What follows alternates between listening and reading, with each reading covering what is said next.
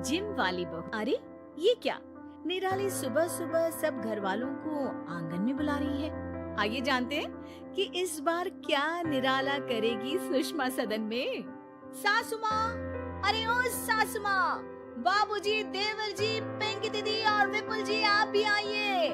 अरे क्या हुआ भाभी, ठीक हो ना? क्या बात है? क्यों सुबह सुबह अपनी सुरीली आवाज से गीत गा रही है ये मोहतरमा? लिबास पहनी हो, पजामा टी शर्ट, जे विपुल की बिड़नी को कोई शर्म ना है।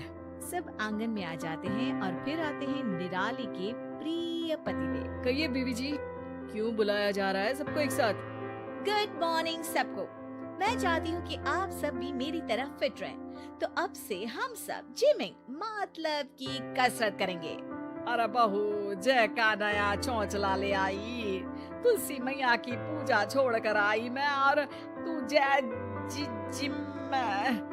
ओ मेरी प्यारी निराली, इतना सही आइडिया है दिन स्टार्ट करने का। ये तूता तो मैना की ही सुनेगा।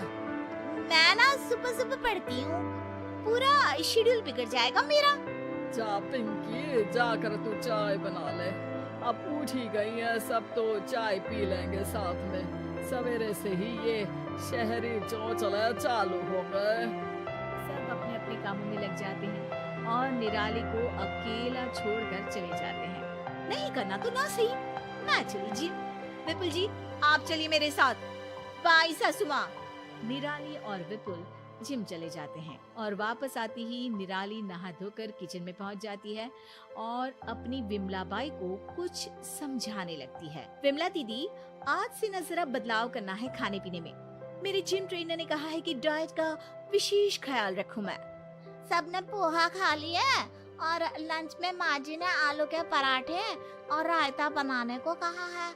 शाम में गाजर का हलवा बनाएंगी माँ जी, तो गाजर किसने को भी क्या कर गई हैं।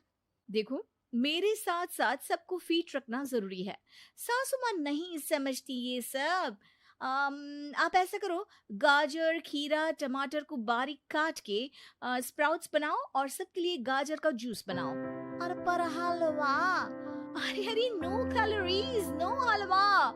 और साथ में मैं वेजिटेबल खिचड़ी भी बना देती हूँ। विमला दीदी और निराली डाइनिंग टेबल पर खाना रख देती है और समय होते ही सब लंच के लिए आ जाते हैं। आज तो गर्मा गर्म आलू के पराठे खाने को मिलेंगे। सर्दियों में आलू के पराठे की बात ही कुछ अलग होती है। अरे क्यों भाई पिंकी, तुझे दिख रहा है क्या आलू के पराठे? नहीं ना भैया, यहाँ तो ऐसा कुछ नहीं है।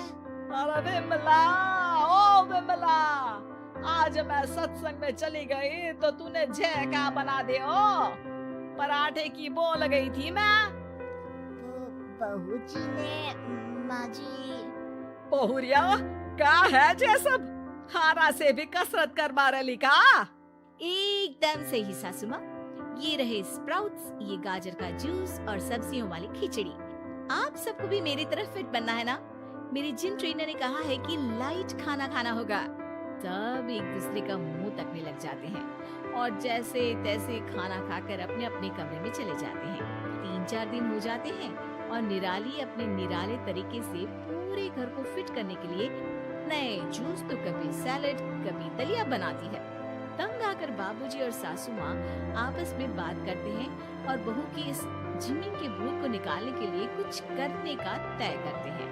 फिर अगले दिन प्लान के मुताबिक सासू माँ सुबह सबको आंगन में बुलाती है। सबको पता है कि बहुरिया वो जिम जाती है और अब तो हम सबको भी सब करवा रही है, तो मैं सोची कि क्यों ना बाबूजी की शक्ति दिखाओ प्रतियोगिता से जे जिम की शक्ति का पता लगाया जाए। शक्ति दिखाओ प्रतियोगिता? अरे सासू माँ, कैसी बात कर दिया आपने। क्या करना है बताइए बाबूजी। अब आएगा मजा। लगता है माँ का सब्र खत्म हुआ, घास फूस नहीं खाते बन रहा अब।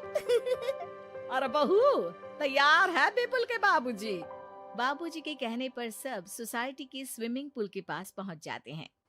बहुरिया और बहुरिया की सासू माँ, हम देखते हैं कि पहले कौन इस पूल का एक चक्कर पूरा करता है। सुनते ही निराली पूल में छलांग लगा देती है और सासू माँ निराली से पूरे 1 मिनट पहले एक चक्कर पूरा भी कर लेती है। बहुरिया, चक्कर लगा को कहा था, तैरना जरूरी थोड़ी था।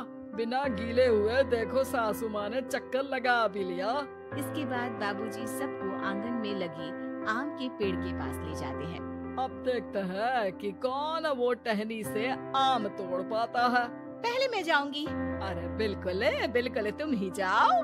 निराली की लाख कोशिशों के बाद भी वो पेड़ पर चढ़ ही नहीं पाती और गिर पड़ती है। ओ निराली, लगी तो नहीं? आओ हाथ दो, अब मेरी बारी। सासू माँ एक पत्थर उठाती है और झट से एक ही निशाने में आम तोड़ देती है।